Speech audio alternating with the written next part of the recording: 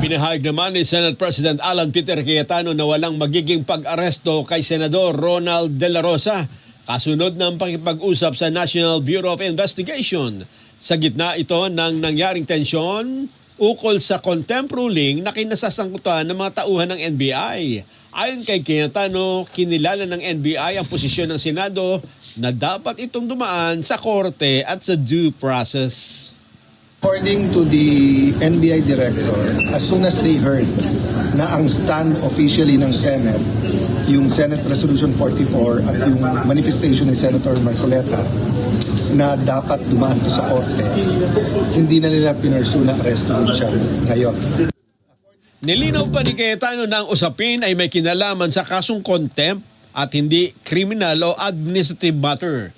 Kinumpirma pa niya na ang siyam na tauhan ng NBI na binanggit sa contempt ay nasa ilalim ng protective custody sa pangasiwa ni NBI Director Melvin Matibag sa halip na makulong sa loob ng Senado.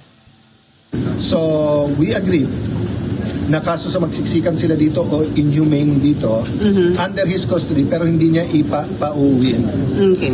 He will hold them in the NBI, he will ask them to explain, then write me officially tomorrow. So sabi niya, let him get to the bottom at asahan na paparusahan ang dapat parusahan. Okay. So hanggang doon pa lang kami, but I was saying nga, despite all of those assurances, I do know he has bosses above him. Binigyan din pa ni Cayetano na ang mga operatiba ng NBI ay hindi napapayagang makapasok sa Senado nang walang clearance at sususpindihin ang proceedings hanggang sa mabigyang linaw ang sitwasyon. Inaasahan namang susuriin ng liderato ng Senado ang insidente at hihintayin ang mga opisyal na ulat bago gumawa ng anumang hakbang.